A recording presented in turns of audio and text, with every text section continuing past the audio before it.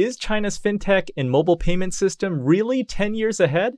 What will China's new central bank digital currency mean to us and the world? Today we look east to better understand the rise of digital currencies.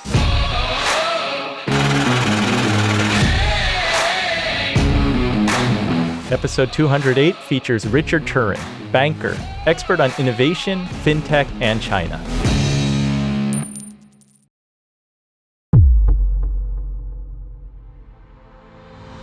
This fundamentally raises GDP, increases M4, the speed of money throughout the system, reduces an abusive system of bank fees, all based on bouncing checks and overdraft fees, which it's a really big number for 2020 for obvious reasons in the United States. Many of those fees would not exist if you had immediate digital payment. No waiting for the check to clear, no Social Security and other benefits all paid through central bank digital currency. It's going to be a fundamentally good thing for America. When it arrives, it's going to take a while.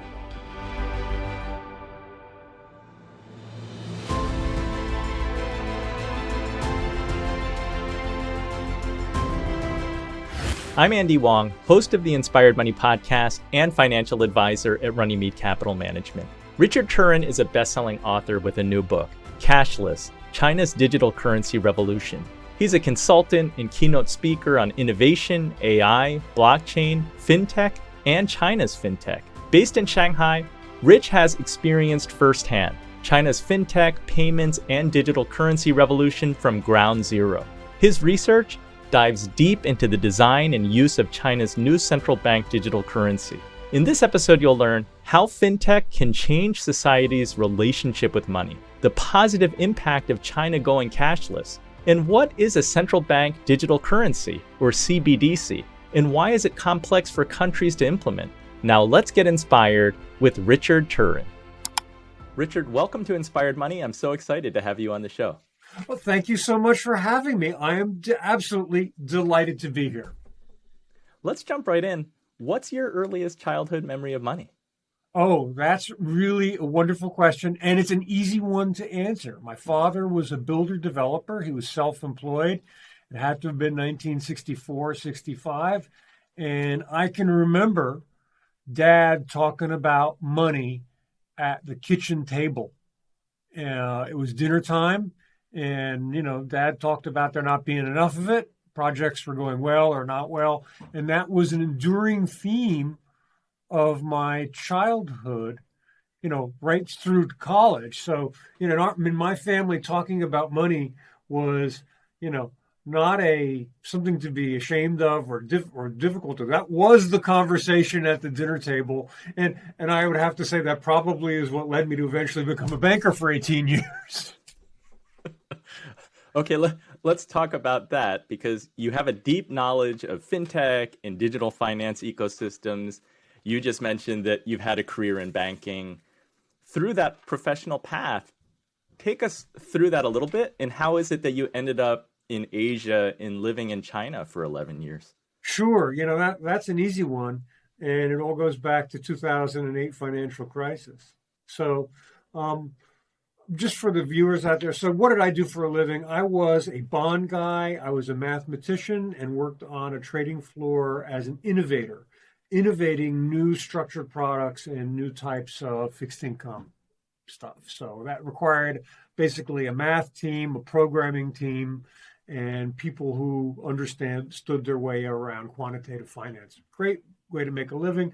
2008 hits, that entire business blows up. It ceased to exist. So in 2010, I moved to Shanghai. I had been here before for a couple of weeks, and in 2003, and I just said, this is the most magnificent city I've ever seen in my life.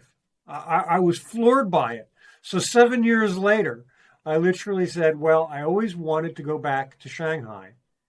And the economy in China was booming at the time in 2010. I literally took 2 duffel bags, kept my apartment back on Gramercy Park in New York, went to Shanghai, rented a flat. I said, okay, I live here now. And, the rest was history for me. It was really interesting. I was very blessed here. I was an MBA school professor for Hult International School of Business, and eventually I got picked up by IBM to work in computers and finance, which is what I did when I was on a trading floor to a certain extent. So it's been a wonderful ride for me, and living in Shanghai really turned me on to this whole concept of going cashless and how you can use FinTech or financial technology to fundamentally change society's relationship with money. And that's how I got to my book, Cashless. Had you studied Mandarin prior to 2010? Not enough. So the answer is, when I got here, I knew the numbers. When I got here, I had a basic 200 plus word vocabulary, which is enough to say left, right, happy, not happy. I'm not exactly shy and quiet, so I didn't have problems getting around.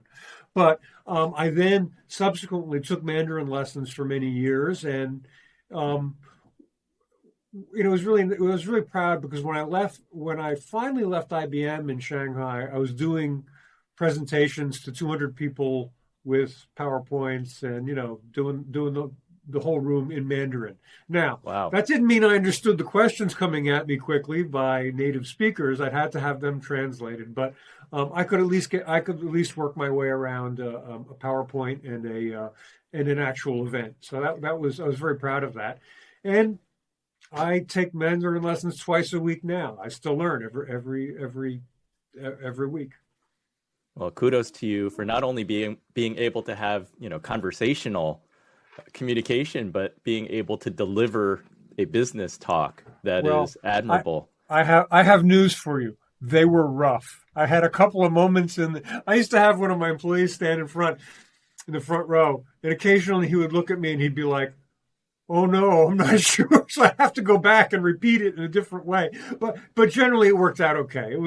I'm proud of that, and it worked okay. It worked pretty well.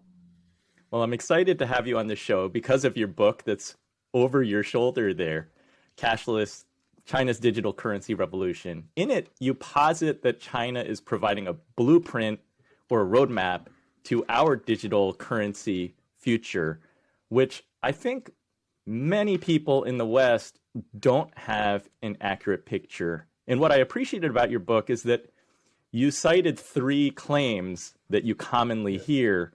Can you review some of those, or maybe let me say them and you can just... I'm glad you are, so that I remember them. Yes. Okay, so China copies and doesn't innovate. It's different over there and not relevant to our experience in the West. And there's no internet privacy, so it cannot be good. Yeah, and I actually do remember them. Look, and it's really wonderful that you ask this question early on, because I want to make it clear to the listeners out there. And I know some are saying, well, China's nice. I'll listen for 10 minutes and then I'm going to go because this is not relevant for me. And the answer is, this is very relevant for you. And let me help you get there. And so the first thing is that many people, look, I know that right now China and the US have a lot of problems. They're knocking heads, and I get that. But do not let that dissuade you from learning what happened here in China with FinTech and with going cashless. So if you believe any of the following things, let me help you put them out of your mind for a little bit. And the first one is China copies. Look, we get it. China had a lot of IP theft. It's a real issue. It's well documented. Now, in China of today, it is vastly reduced. I'm not saying it doesn't happen, but it's not 2007 all over again. It's changed. And China's technology has fundamentally advanced where it's not copying, it's innovating. So when you look at the FinTech revolution in China, there's no cognate. There's nothing like it in the US or Europe. So it innovated its way to going cashless, and that's something real to watch out for. The second one is it's far away. What happens in China stays in China. It really doesn't impact us. Well, not anymore. we live in this world of an AI race, which I don't like the term very much, but it's a real thing where AI in US versus AI in China. We live in a world where technology now is global. So what happens in China matters to you in the US or in the EU. And the final one is really sort of a fine point, but it's very important because people think, well, China, it's got a problem with internet privacy. We don't like using the internet there. I get it. If you believe that, that's absolutely fine. But never forget that all of the privacy functions of financial technology or of cash transfer and payment all happen sort of at a lower base level of computing. That's where the data leaks happen or monitoring stuff happens. All of the front end, all of that part where you put your card or swipe it against the terminal, or you take your iPhone and you use iPhone Pay, that's the front end. And the front end systems in China we use for FinTech are fabulous and are something that that the West should copy and emulate. In fact, they are now. You can look at Facebook Pay and see QR codes there. So those are the three primary issues: the IP issue, the no privacy issue, and China copies. Please, folks, if you're listening in, try to push them aside for a while and sort of put them to the back of your head and understand that China for financial technology really has good tech that can help you predict the future in the U.S. I think Mark Zuckerberg has been quoted as saying that he wasn't that impressed by WeChat, but then once he actually downloaded the app and spent some time in it, he is taking ideas, right? He's being inspired by what they're doing and saying, what can we implement at Facebook? Absolutely. Look, he has, in fact, it was really interesting when I was writing Cashless, I had a number of quotes that I could pick from Zuckerberg, and all of them were actually really good. Sometimes you look for a quote and you have difficulty, but he was quite complimentary to WeChat. And you really have to look carefully right now at what Facebook is doing through its subsidiary company, which is Gemcoin. Okay, so if anybody out there is following at all stable coins and the potential launch this year or early next year of Gemcoin, what you really see is Facebook building a knockoff of WeChat Pay. So let me just make sure everybody gets the names.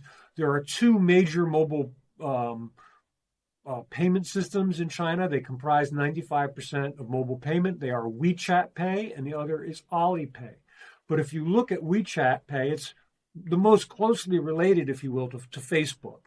And their model of putting messaging system that looks almost exactly like WhatsApp, it's even green, putting that together with payment took off like wildfire in China. And Zuckerberg knows that, and what he's building when he builds Gemcoin is a means of payment that he can use with Facebook, with WhatsApp, and to conquer the planet. I mean, it's huge for WeChat. It's not like Zuckerberg is saying, well, if this works, he may have problems getting Gemcoin licensed. That's another issue, but the business case is really a great example of a Western company, quite literally copying a Chinese company. And I know many people are like, no, they didn't do that. And I'm like, yes, they did. They really did. Maybe you can compare and contrast a little bit for us, because I think one of the issues when we look at what's happened in China in the last 10 years versus where we are in the US right now, there's a different rate of adoption. So can you take a step back and tell us what your experience has been since you arrived in China 11 years ago? What is the evolution that you've witnessed and been living? Yeah, and and you really nail it there, because it's an evolution. And what we're looking at right now is an evolution of payment. So many Americans and many in the EU have already gone semi-cashless. And now we're going to progress on that. We're going to evolve away from little pieces of plastic you keep. And, realistically, how long do you expect to really keep that little piece of plastic? It's been going strong since the 1960s. Does it go another 60 years? I mean, when does it end, right? So when I got to China in 2010, it was really interesting because China didn't have all these digital payment systems. So when I went to pay, for example, my favorite is when I went to go pay for a rent security deposit. The largest bill in China is 100 RMB, which is about $15. So if you go to pay 2 months rent security plus like the first 2 months of rent, it's a fair wad of cash. So I remember going to the bank and I had a backpack with me and I just opened up the backpack and they take bricks of 100 RMB notes and you pile them into your backpack. And, you used to see people with brown paper bags, or whatever, and boom, they throw these big chunks of money in there. And it was a cash society. And that's how we did business. And it works. There's nothing wrong with it. It worked fine. Just as many people use cash in the States today.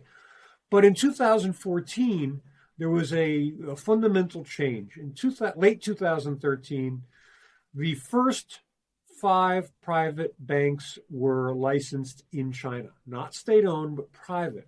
And they were digital banks. And the licenses were given to Alibaba, which is the parent company of Ant, and eventually that made Alipay. And the other one was Tencent, which is the parent company of WeChat. And there was also another license given to Baidu. So these 3 companies are the equivalent. Baidu is the equivalent of Google in China. The Amazon equivalent is Alibaba. And WeChat, more or less, is like giving Facebook. So just imagine that Facebook, Amazon, and Google were given banking licenses in the United States. And what's even more remarkable about the story is that they were given banking licenses at the expense of the state banks, which is really even more shocking because you have to imagine, the Fed saying, well, we're going to give costs, take business away from incumbent banks by unleashing new banks. That would be almost inconceivable for the Fed to do that. Yeah, I want to underscore that because it's so big. I mean, that's one of the obstructions in U.S. FinTech today, that the incumbent banks and credit card companies are being protected. So for the Chinese government to make that change, to open up banking to those digital banks at the expense of state-owned enterprises, why would they do that? It seems crazy. Yeah, and that is a wonderful comment. And it's like, hold on. It's like, folks, let it settle in for a second. China actually pulled a regulatory move that the EU, the US, nobody dreamed of. Now, why did they do it? Very simple. China has a large unbanked rural population. You've got 1.4 billion people. You cannot build enough brick and mortar bank branches in small little villages. They won't sustain it. There's not enough money there. So China realized very early on that the only way that you could bring services to such a large population was through digital. So they had a very early campaign to put at that time 3G towers in even the smallest of villages. So by the time 2014 rolled around, they licensed the digital banks. And within 6 months, this network turns on, and suddenly even people in the most remote region can receive, send, and save cash digitally. And it was an absolute revolution for China. But now, why did they do it again? They did it because of a large unbanked population and the realization that the more people who are financially included, the higher the GDP level is going to go up. So you get more people working and part of the economy and part of society. So it was a a revelation in what they did that is now, and the story. Look, I understand that in the United States, people may not relate to this quite as well, but we'll talk more about that in a second. But throughout the rest of the developing world, Africa, Southeast Asian countries, they all watched Alipay and WeChat and what happened in China, and they said, "Oh, we want that too."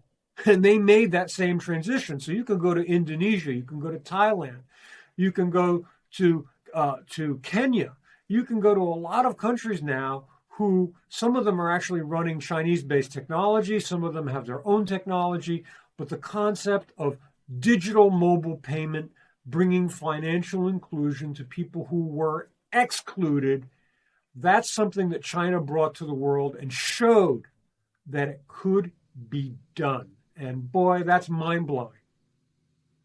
From what has taken place in China so far, what can we draw from that? If Google, Apple, Facebook, and Amazon were allowed to become banks or offer financial services, does that completely kill the banks and credit card companies? No, and it's really interesting, and that's perfect because I actually see that as an internet meme, where people are like, well, if Google became a bank, and Google is actually halfway a bank and Amazon is halfway, they've got a lot of financial services now. I see it all the time. If Gafa companies, Google, Amazon, Facebook, Apple, became banks, it would destroy the incumbent banks. And the answer is China has the answer for that. In China, Amazon, Facebook, and Google actually did become banks. And you know what? It certainly cost the banks billions in cash transfer fees. But by and large, banks were barely, impacted. It wasn't the end of banking as we know it.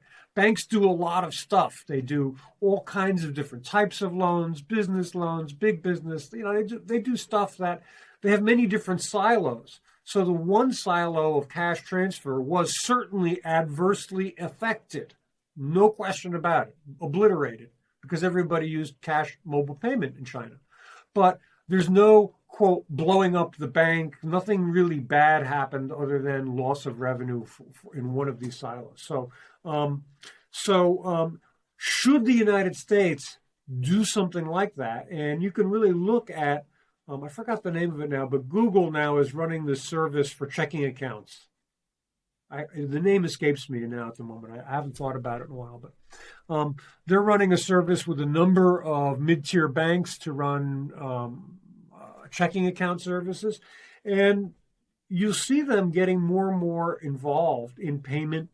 And there will be some period in the not too distant future when they'll acquire a bank, work somehow to acquire. It's not that they want to become banks. They don't really, because there's so many laws involved in the U.S., but they want to acquire the service element of a bank. How they do that, there's a million ways to structure it, but you're going to see these guys somehow inching closer and closer to getting those banking services. Let's talk about the adoption again, because I have my phone, I have Apple Pay on my phone, but I still find that when I go to the store, I pull out my credit card.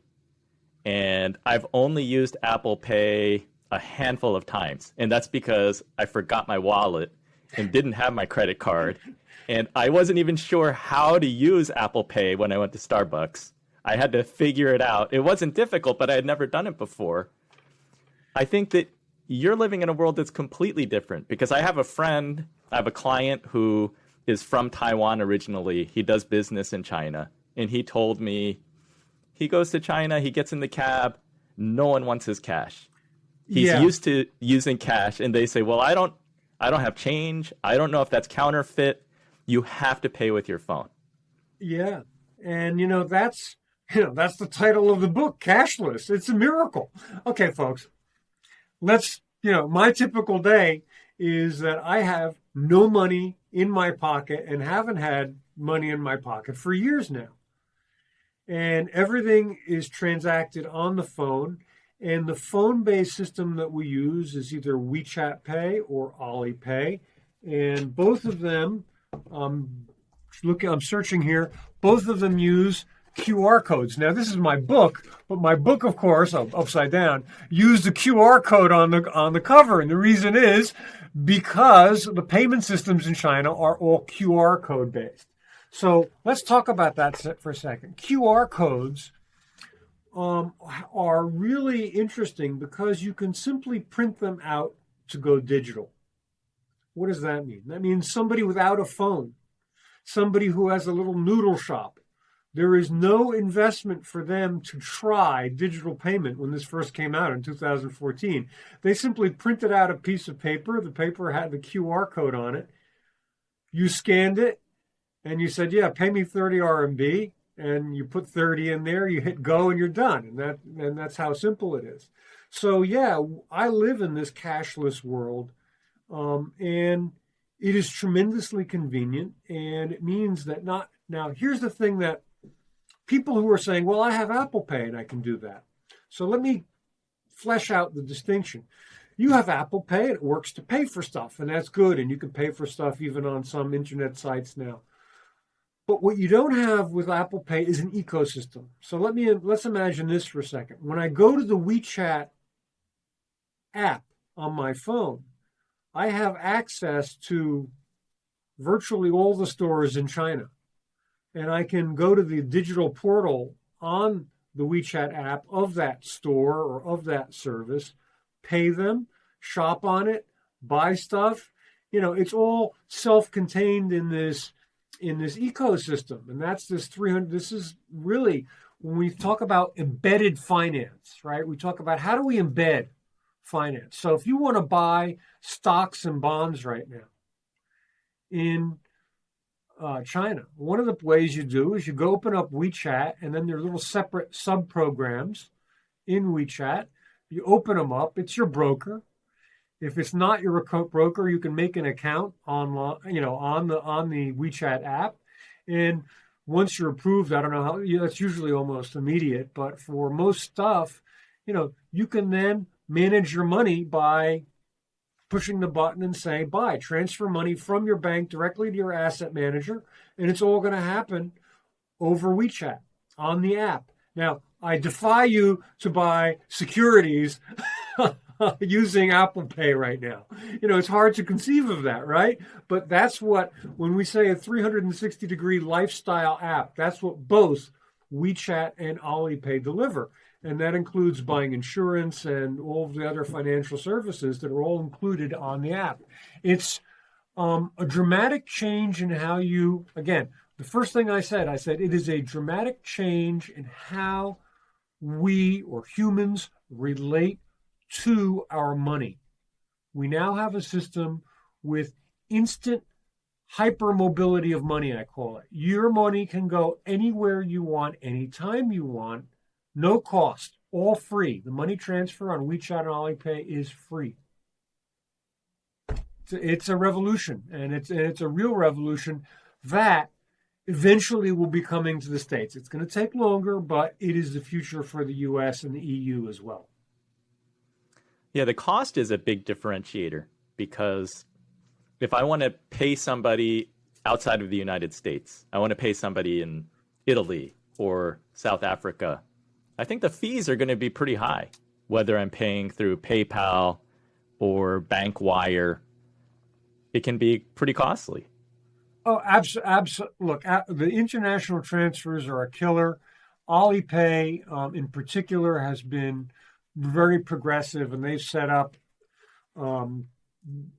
foreign exchange arrangements where they do almost instantaneous euro to RMB, and I can't remember what cross pairs of currencies they have anymore, but and it's not universal. But in certain countries, they have worked out relatively almost immediate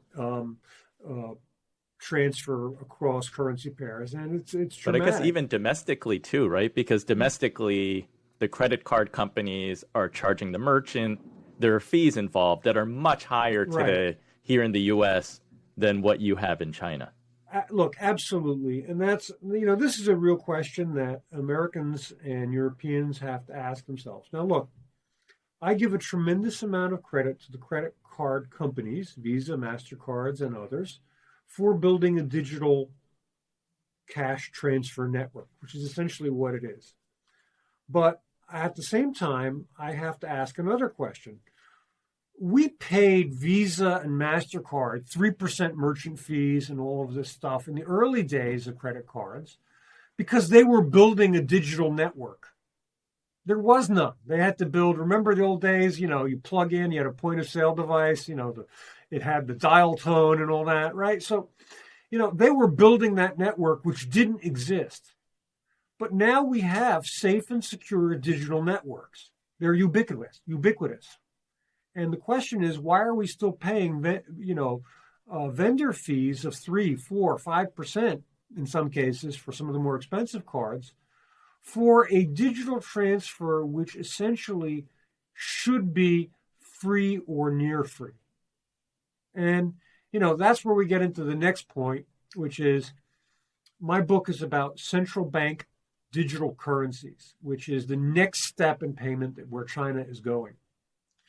And you'll see talk about the digital dollar right now. And there are some really important points to be made about it. But how much longer does the US or the EU have to pay this tax? Because it is literally a tax on everything that we buy to pay for stuff. So when you use PayPal or you use Square, those are our big fintechs. They're built on top of credit card rails. So you're still paying 4%. You're still paying large amounts of money to, you have better convenience for money transfer now with your phone. That's true, but you're still paying for it. And money transfer is digital. It should be free. And that's the reality. That's where it will go. And that's where an American-based digital dollar will get America. And it'll get America there very quickly.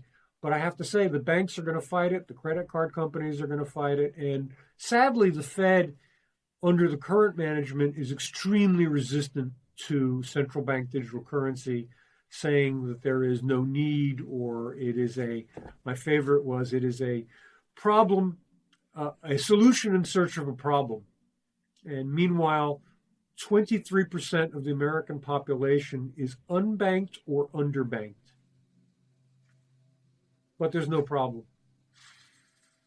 Yeah. When you talk about the unbanked in America, that's when the cost differential is even more significant. Because I'm talking about, for me, I have a bank account, I'm paying the 2 to 3%, or I have a wire transfer and my bank charges me $30.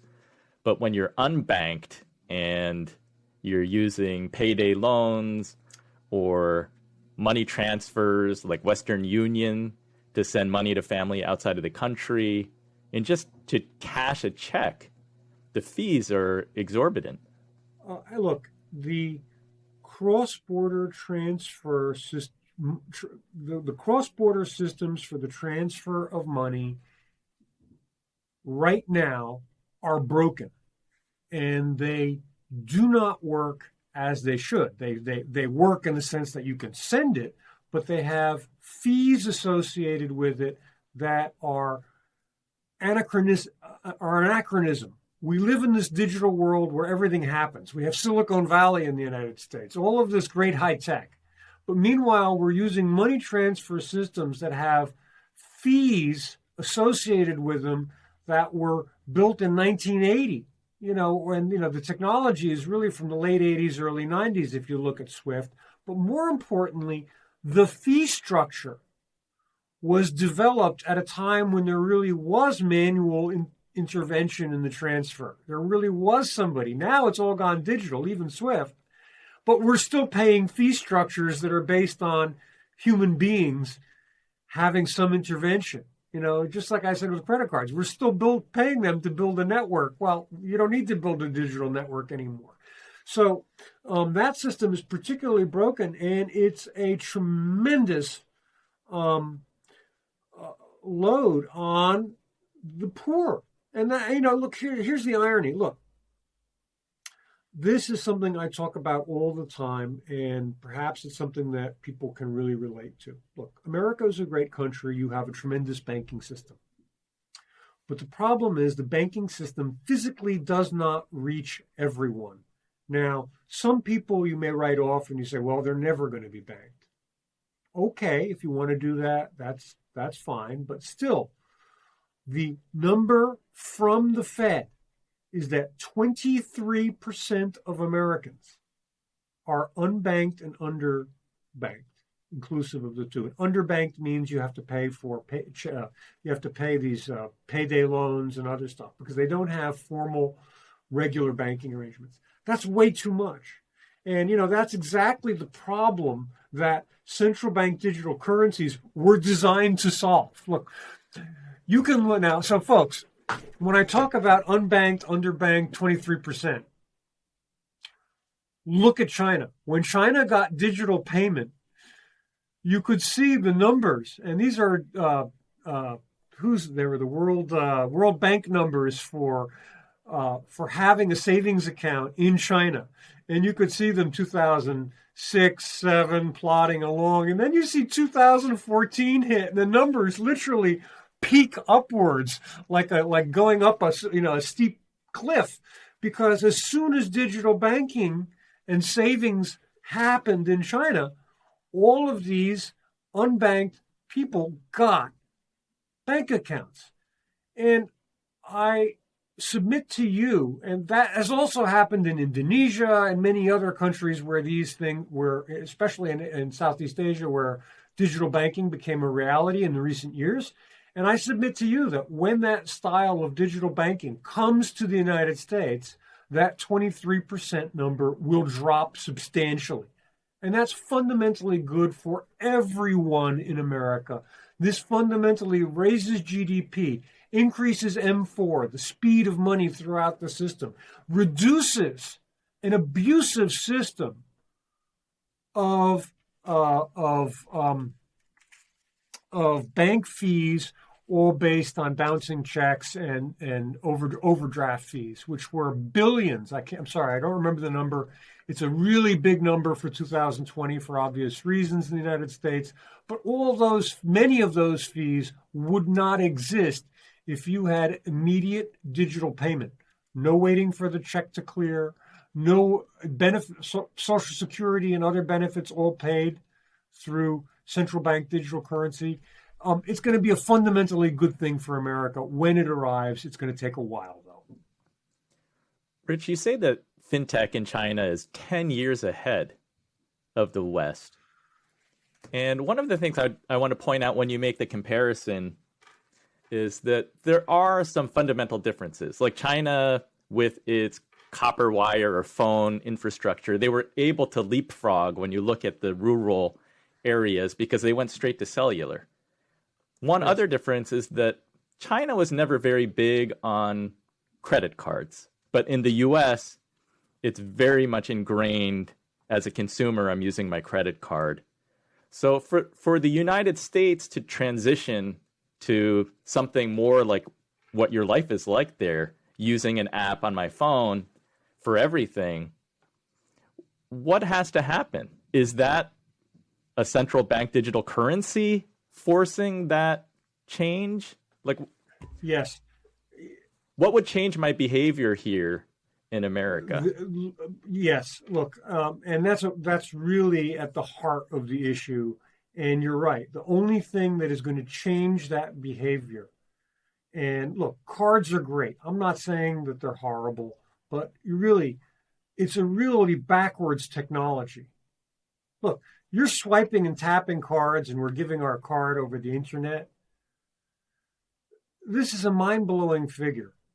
The fraud for card use in the United States, you're not going to believe this, is 10,000 times more than the fraud rate for WeChat and Alipay in China. Because WeChat and Alipay both have biometric or password-based mechanisms before you pay anyone. You got to put your password in, and if you want, you use facial recognition, which is built into your phone. So, we're going to need a revolution. And in my view, you correctly said it. The revolution for the United States to make that digital transformation to go cashless is going to be a central bank digital currency. There will be a role for Visa and MasterCard in that future, but the expectation that they can continue to take this tax of 3% or whatever the vendor fees is not reasonable anymore, and it's not going to be real. So I believe very firmly that the central bank or digital currency is going to central bank digital currency will get the U.S. there. I understand that it is a cultural thing that we're used to cards, and in order to give them up, we're going to need something that's not just a little bit better, but it's going to be a lot better. And CBDC, for central bank digital currency, is the product that I think will eventually do it. The U.S. is going to get one. The Fed is slow on it. They're not real keen on it for the moment.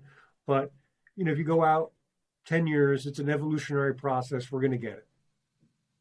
Give us an overview of what CBDC is, because it seems very complex. In your book, you do talk about every country is going to have to do research and develop a solution or design a solution that fits their country. Yes. And one of the scary things is that you also say that you can't have do-overs. Like once you release it,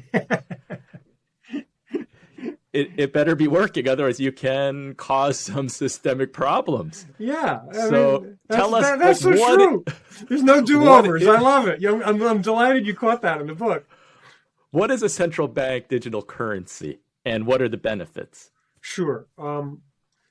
The first words that we have to look at are central bank, and the second two words are digital currency. So it is a digital currency. So Bitcoin is a digital currency. Ethereum, all of the cryptocurrencies are in fact digital currencies, but they are faith-based. Their value is dependent on what people believe that Bitcoin or Ethereum is worth. A central bank digital currency is in fact a distant cousin of crypto. It uses some of the same technology. However, the value of the digital currency is directly tied to the dollar, the euro, whatever currency of the country you live in. So what essentially you're doing is you're taking paper currency and turning it into a digital currency, and makes it easy to spend. It makes it easy to receive. So we just lived through the pandemic. We're all getting stimulus checks of various types. All of that could be sent immediately and digitally. No swiping a card. No, there's a check in the mail coming to you. All of that could be done automatically and digitally. So a couple of caveats to this that are, I think, worth talking about. Number one, even if you hate Bitcoin, I get it. You don't like cryptocurrency, I'm down with that. If that's the way you feel, perfect. Ready? We all owe a debt to the innovators who designed the cryptocurrencies, the originals, because central bank digital currency is being pushed forward because of the rise of crypto, and it's actually using the technology that was designed in crypto. So I get it if you don't like cryptocurrency, but we all owe these innovators, and they really were. They were great digital innovators. A bit of thanks, because they fundamentally changed how central banks envision money. So that's the first caveat. And the second one is, look, there's a lot of people who manufacture fear over central bank digital currencies. And their fear is as follows. They say, well, it's going to be like China's, and China's digital currency knows where you spend money, and it's going to track you, and it's going to follow your money. To which I say, no, China's currency isn't quite like that. But more importantly, I want to pick up on exactly what you said. And that was that each of these digital currencies is built to the value system of the government behind it. So if you're talking about a U.S. central bank digital currency, it will have the values of the United States and the technology of the United States behind it. Don't let people scare you. This is something that technology we're all going to make peace with, and they're going to build both for, in the EU right now, there's an open project right now started already for the digital euro, and we're way behind in the United States, but we're going to get something in the US. What we get here will be different to China's, and will have privacy that you can live with. So don't be afraid, and don't let people scare you about digital currencies. You made it very clear in your book that, there is I think many in the West don't understand the extent to which China and its government has been very thoughtfully designing a central bank digital currency. It's not something that's happening overnight. It's taking several years, and it's hard to wrap one's head around, what's going to happen in the United States. Should I be worried that the powers that be here, do they have the intellectual capacity to develop the right CBDC? Yeah. How do I answer that? How do I answer that nicely? Okay. I'm going to answer two questions there. I'm going to answer one from the prior question, which is why 10 years? So when you look at the development of China's central bank digital currency, it started back in 2014, a long time ago, and they're in trials now. It took 7 years to get it to trial. 2014, they had a digital research institute, put a lot of people in there, great minds. They thought about stuff. And by 2021, 7 years later, in September, we had our first trial of the CBDC down in the city of Shenzhen in the south of China. Okay. So China was already digital, highly digital through WeChat and cashless through WeChat and Alipay. Now we're taking the next evolutionary step, which took 7 years to build. Where's the United States? Well, the U.S. is big on swiping and tapping cards. I get it. It's a different system. But you're far from being cashless. In fact, we still use paper checks sent through the mail, which is kind of shocking because nobody else does anymore. So when I came up with the 10-year number, I looked at the amount of time that both it took to develop the WeChat and Alipay market, how long it takes to develop a central bank digital currency. When you add them up, you're looking at around a rough number of around a decade. Now, should we be worried? And the answer is yes. And let me tell you why. You should be worried, one, because there's tremendous resistance right now from people at the Fed who do not fundamentally believe in the digital transformation that is happening, not just in cash transfer, but in our planet. The whole world is going digital. And our leaders at the Fed right now are not really plugged into that. And I don't want to say anything more other than that that's bad. And the second thing that's happening, which is of greater concern to me, is that what research is happening on America's CBDC is so far being carried out in private by an MIT research facility.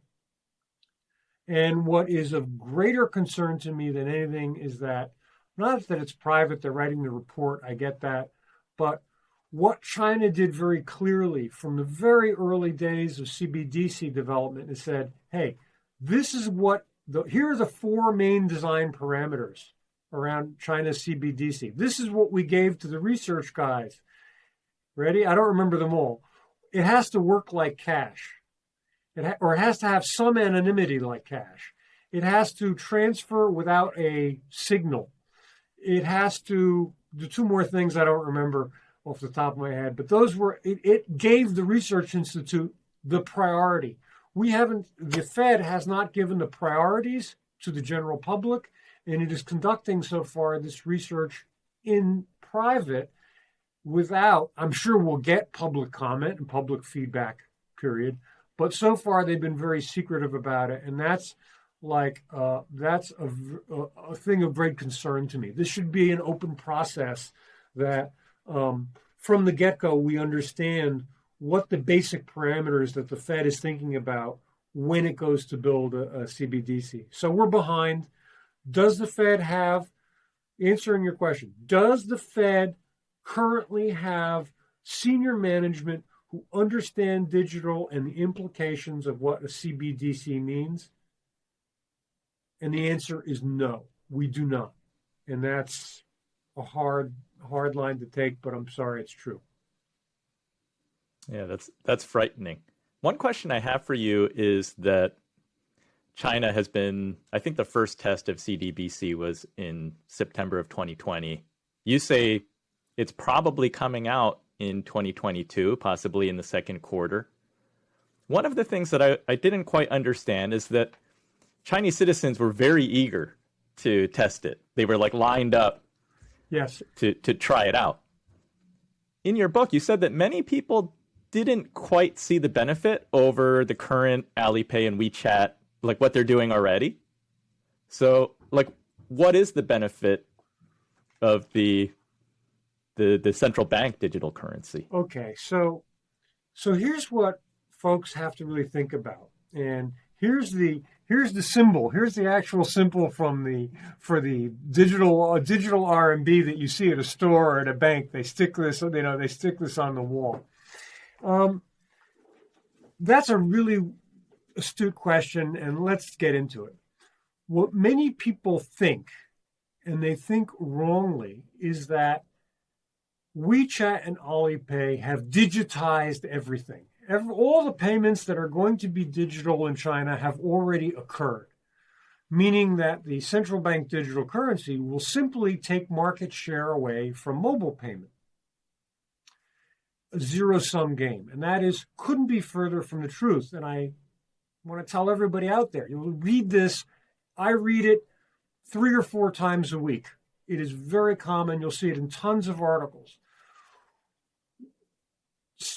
WeChat and Alipay digitized a certain amount of the economy, but they certainly didn't digitize it all. And what central bank digital currency is going to do is to digitize payment streams that are not currently digital. Let me give you an example. The best one I can think of is salaries. Right now, we have a process where most of us in China get paid a salary through direct bank deposit like you do in the States, no different. We then take the money out, so we get fiat currency in. It goes through the bank. We then convert it into a form of digital currency, not central bank digital currency. We convert it to WeChat or Alipay digital, and we pay on WeChat and Alipay. So we go around sort of a circle. So what you're going to see happening is that people are going to get paid salary in central bank digital currency, meaning that they're paid in digital, and then they will spend directly into digital. So you get your money, you got to make car payments, mortgage payments. Boom, boom. There's no necessity for the digital payment to go through the bank to be spent. So that's the first thing that we're going to see, which is, again, this is a payment stream that people don't get paid by Alipay and WeChat in China today. So this is new, all right? Additional payment. Another one that was just experimented with, which should be near and dear to your heart, which is assets. So what the banks are doing now, banks in China have asset management operations, and they're looking at doing major payments in central bank digital currency. We're not talking about $1,000. We're talking about 50, 100K. And they're talking about using the central bank digital currency for major purchases of assets through bank systems. They'll be connected to the bank, but you'll be able to immediately pay for high value transfers directly on the bank system. And the next one that comes up, again, another one that's not on WeChat and Alipay, is recently one of the big commodities clearing companies has a warehouse. They have to pay warehouse fees.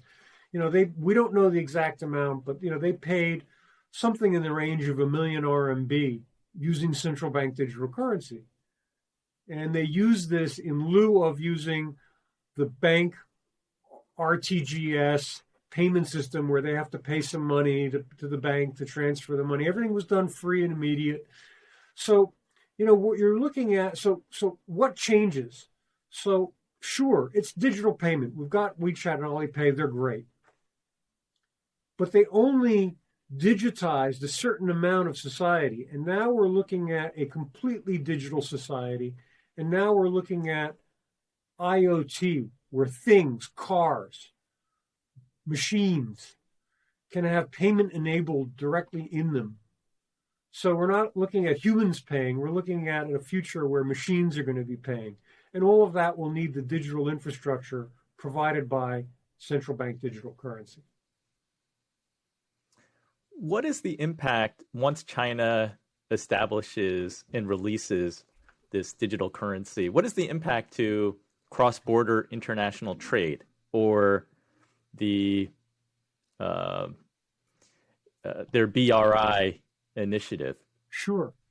Look, that's what everybody wants to know, right? I mean, that's the number one question that everybody has. If you read anything about central bank digital currency from China, it's all about, can China's central bank digital currency conquer the dollar or help China make the RMB or yuan conquer the dollar?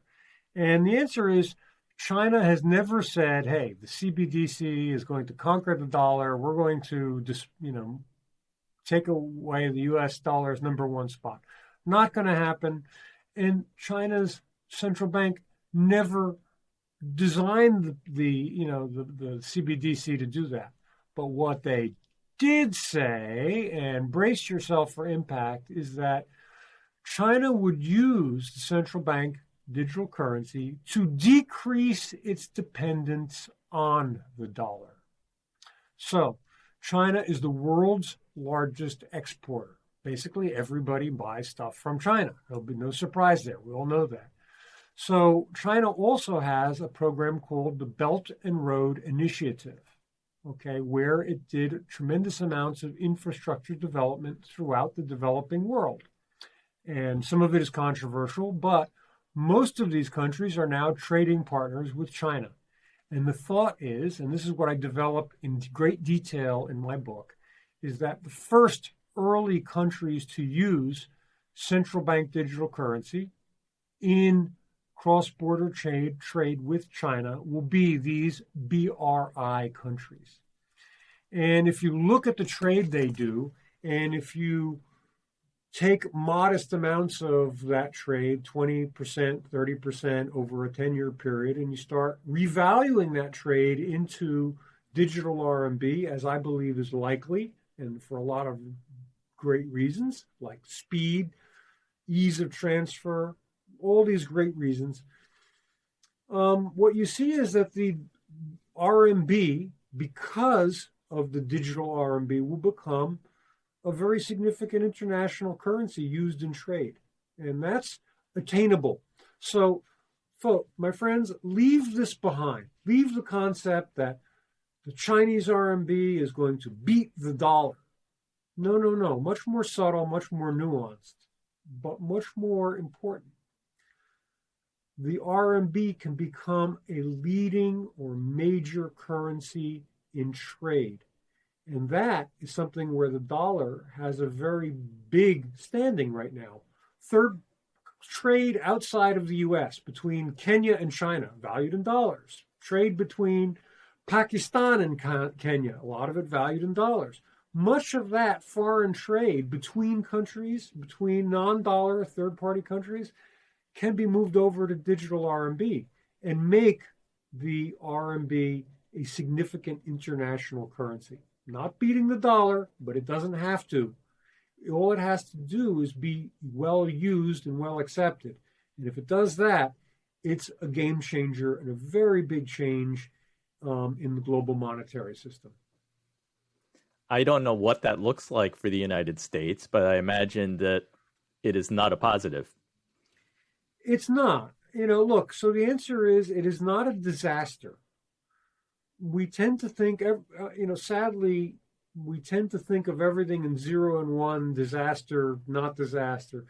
Like the scenario with the banks in China, there will be a cost to the United States if more goods or less goods are valued in dollars. The more goods that flow across the globe in trade that are valued in dollars, the better for the U.S. And the more that go into, say, RMB, there will be a cost to the U.S., but it is certainly not disastrous. The big issue is, what does it really mean for the U.S. to have a second country that is GDP-wise bigger than the United States? China already has surpassed the United States in purchasing power parity GDP figures. It eventually will surpass the United States in raw GDP. So you'll have a second country with a very large, bigger than U.S. GDP, a currency that is real and well dispersed.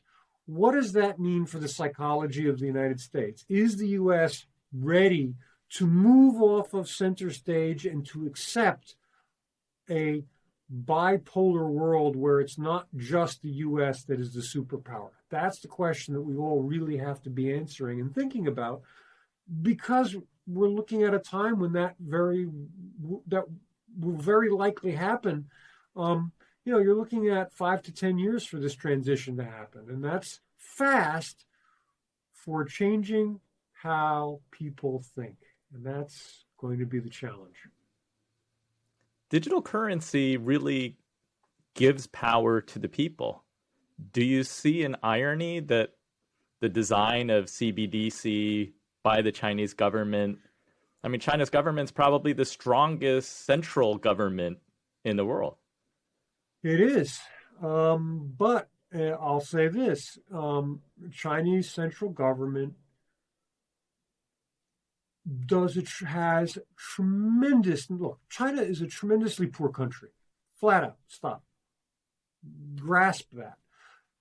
China is still a developing country, even though most people don't like to think of it. They think of China. They think of Shanghai, where I live, with the big skyscrapers. They think of it. Look at that photo behind you. Yeah, look at the photo, right? So that's what they think of when they think of China. But there's still rural and second-tier China, which is still developing. So the Chinese government, they have a tremendous number of programs to help poor people, and to get them financially included, to get them into the economy, to give them jobs, to help them. So it shouldn't be it shouldn't seem strange. The Chinese government is really good about thinking about how to help poor people. That was fundamentally what was behind the move to digital banking in 2014, and at some level, that's also one of many factors behind the next step, which is the creation of a central bank digital currency. So China spends a lot of time thinking about how to help poor rural people.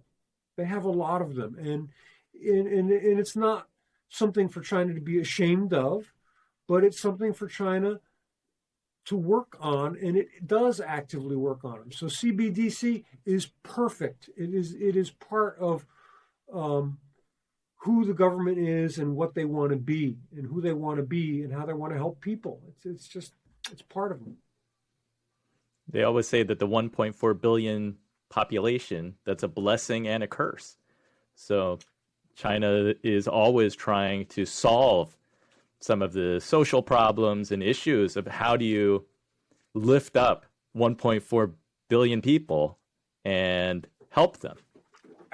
Absolutely. And so when people look at China and look at the digital advances here, you really have to understand how, going back to 2012, I think it's the 14th five-year plan. I can't remember how many five-year plans we have. Pretty sure it's 14. You got to see how digital was built in as a critical strategy for the future of China going back to 2010 or 12, somewhere around that, And so it's not an accident that today China is a digital innovator, or that China has a central bank digital currency that is more advanced or is the first one to do this. These are not things that suddenly materialized out of thin air. China is graduating something like 1 million STEM, science, technology, engineering, mathematics graduates a year. And it's been doing big numbers like that for more than the past decade. So you have to think of this as part of a very long strategic plan to use digital, because digital is a tool for ending poverty. Now, I'm going to tell you a funny part of this. It also helps with digital adoption. People love new digital. You were saying people are in line for the digital RMB, right? So they were in line because they want to try it. People love new digital developments here because digital is associated with increasing levels of wealth and increasing social status. Going digital, using the newest digital stuff, having access to something new and digital, all of that by most Chinese people is a wonder. They love it. They're like, wow, I got to use this new stuff. It's wonderful. Why? Because I don't know, but I'm going to try it, So that's part of the psychology here. And it's very important to understand for the adoption of things like the digital RMB. So, yeah, these are really, big societal trends that don't happen overnight. And people in the West really need to be watching this. Well, you've really painted a picture of how your relationship with money has changed over the last 10, 11 years and how it can possibly be changing for all of us. What does the future look like? Is it cryptocurrencies, CBDCs? Are there just many different types of money that we're living with? Absolutely. So look, final words to everybody out there. First of all, the future is bright. Okay? Please don't let anybody scare you away from a digital currency future. And what kind of digital currency are we going to have? And the answer is we're going to have them all. So what I predict is that in the future, you're going to have your phone, and on that phone, there will be a wallet. And when you go to pay, Andrew, I'm going to pay you some money, right? You're going to say, well, what do you want to pay me in? Do you want to pay me in Bitcoin? Do you want to pay me in digital currency? Do you want to pay me through Visa because you get points if you go through the whatever Visa network? Or finally, do you want to pay me in stable coins, the branch of cryptocurrency that makes a stable dollar-based or euro-based coin? You'll be able to pull down some sort of menu and say, well, I'll pay you 6 of these, 4 of these, or 2 of these, whatever combination that adds up to the amount you want. And, the reality is the currencies are going to have different uses embedded in them. They're all going to work to pay, but some will work better for one particular use. Some my cousin in Italy might prefer over another. So if I'm making my cousin in Italy, giving him $100, I'll send him this coin because that works best for him. So we're going to live in a digital future where we will have multiple different digital coins that we can use for payment. And it's going to be good. It's a future that we should all look forward to. And all that concept of paying for SWIFT transfers, our most vulnerable population paying to transfer money home to whatever country they may have family in that they want to pay, and paying exorbitant amounts of money to do that, that's over. It's ending, and that's fundamentally good. In wrapping up, My kids are 9, they're 9, 11, and 13. You relocated to Asia. And you've taught many students. I mean, you've been a teacher. You've taught MBA classes. What advice do you give to young people today? Where should they live for a bright future? They should live. Look, the future is bright in all of these places. I don't perceive that, the future is good in China and not good in the United States. We're living in a digital world, and that digital world will be everywhere, and it will be fundamentally good. So nothing wrong. There's no, you got to live here. You got to move here. You got to learn to speak Mandarin. No, have a nice life wherever you are. Digital will make it better. And how do you define success? Being happy. Look, I was an investment banker, and I screwed it up for the first part of my life. For the first part of my life, I was really convinced that it was all about the money. And now that that's many years away from me, and I look back and I said, boy, I really got it wrong. So now I'm the ripe age of 60, and it's about waking up with a smile on your face. Clearly, look, we all need money and, resources so that we live well, but it's about being happy, and that's the best success that anybody can ask for. Hey, I went from being a banker to an author. Big difference in pay there. As long as it makes you happy. Well, thank you for sharing your story with us and all these thoughts about money and digital currency, crypto, CBDCs.